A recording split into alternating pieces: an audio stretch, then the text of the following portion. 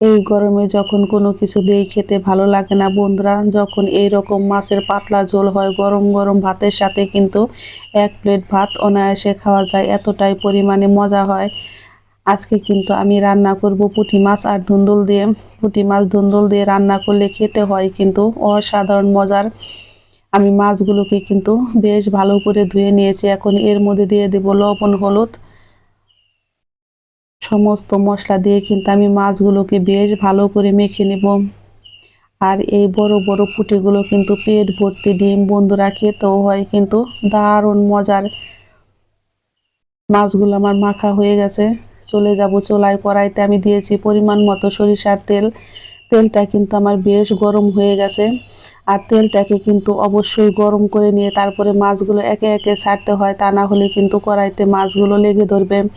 আর মাছগুলো কিন্তু ভেঙে গেলে খেতে ভালো লাগে না, দেখতেও ভালো লাগে না। সেই জন্য কড়াইটা একটু গরম করে নিয়ে এইভাবে মাছগুলো আমি কিন্তু ভেজে নিব।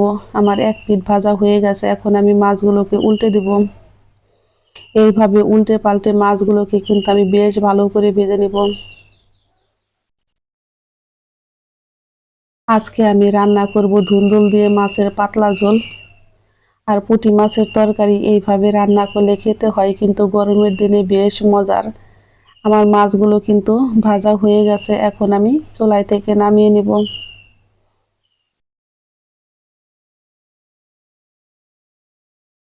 বাকি মাছগুলোও কিন্তু আমি এইভাবে ভেজে নেব। হ্যালো বন্ধুরা, সুলতা কুকিং রেসিপির পক্ষ থেকে সকলকে জানাই স্বাগত। এই পর্যায়ে আমার রান্নার রেসিপি একটু যদি ভালো লেগে থাকে অবশ্যই বন্ধুরা একটা লাইক, কমেন্ট এবং একটা শেয়ার করতে ভুলবেন না।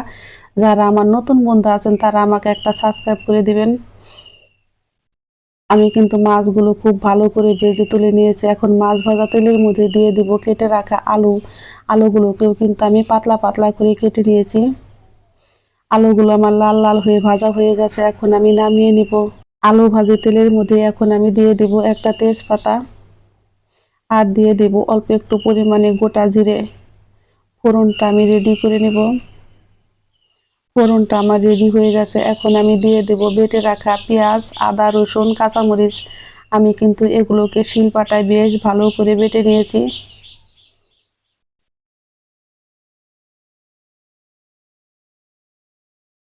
মশলাটা দিয়ে এখন কিন্তু চুলার আঁচটাকে একদম লোতে রেখে আমি খুব ভালো করে ভেজে নিব, যাতে পেঁয়াজ, আদা, রসুন আর কাঁচামরিচের কোনো কাঁচা গন্ধ না থাকে।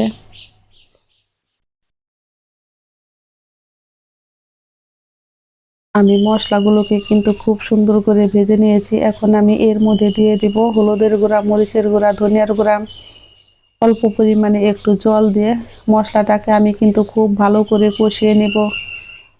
বন্ধুরা, মশলাটা যত ভালো করে কষানো হয় তরকারিটা খেতে কিন্তু ততটাই পরিমাণে মজার হয়। আমার মশলাটা খুব ভালো করে কষানো হয়ে গেছে, মশলার থেকে তেল উঠে এসেছে। এখন আমি দিয়ে দেব ভেজে রাখা আলুগুলো। আলুগুলো দিয়েও কিন্তু আমি এইভাবে 2 থেকে 3 মিনিট কষিয়ে নিয়েছি। আর এখন দিয়ে দেব কেটে রাখা ধুন্দুল। আমি কিন্তু ধুন্দুলগুলোকে এরকম ডুমো ডুমো করে কেটেছি। আর এইভাবে মাছের পাতলা ঝোল রান্না করলে বন্ধুরা গরমের দিনে খুব মজা করে কিন্তু এক প্লেট ভাত খাওয়া হয়ে যায়, এতটাই পরিমাণে মজার হয়। আমি কিন্তু আলু আর ধুন্দুলটাকে 3 থেকে 4 মিনিট খুব ভালো করে কষিয়ে নিব।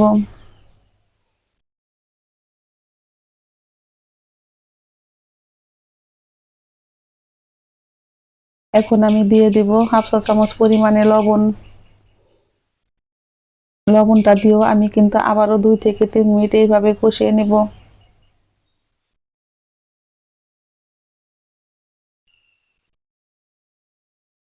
মশলাটা আমার কষানো হয়ে গেছে বন্ধুরা, দেখতে পাচ্ছেন ধুন্দুল থেকে কিন্তু জল উঠে এসেছে। এখন আমি এর মধ্যে দিয়ে দিব গরম জল। অবশ্যই কিন্তু ধুন্দুলের তরকারিতে গরম জল ব্যবহার করবেন, তাহলে দেখবেন তরকারিটা খেতে কিন্তু বেশ মজার হয়। আর ধুন্দুলের রঙও কিন্তু থাকবে একদম সবুজ, দেখতে পাচ্ছেন রংটা কত সুন্দর সবুজ রয়েছে আর তরকারির কালারটাও কত সুন্দর এসেছে।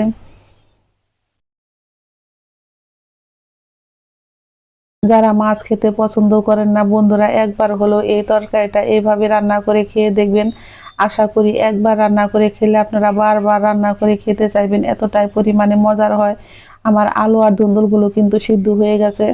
এখন আমি এর মধ্যে দিয়ে দিব ভেজে রাখা মাছগুলো।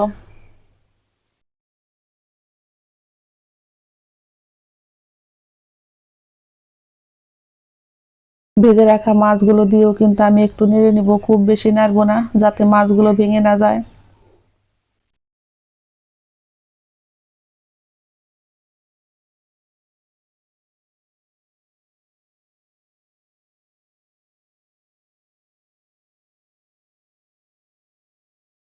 আমার তরকারিটা কিন্তু প্রায় রেডি হয়ে গেছে। এখন আমি এর মধ্যে দিয়ে দেব বেটে রাখা জিরার গুঁড়ো। আর এই জিরার গুঁড়োটা এইভাবে বেটে দিলে কিন্তু তরকারিটা খেতে বেশ মজার হয়। আপনারা চাইলে কিন্তু ফাঁকি জিরার গুঁড়ো দিতে পারেন।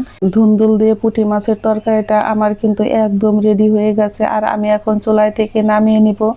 বন্ধুরা, দেখতে যেমন সুন্দর হয়েছে, খেতেও হয়েছে কিন্তু সেই স্বাদ। সকলেই ভালো থাকবেন, সুস্থ থাকবেন। আমি আবারও ফিরবো নতুন নতুন কোনো রেসিপি নিয়ে। আমার সকল বন্ধুদের জানাই আমি অসংখ্য ধন্যবাদ।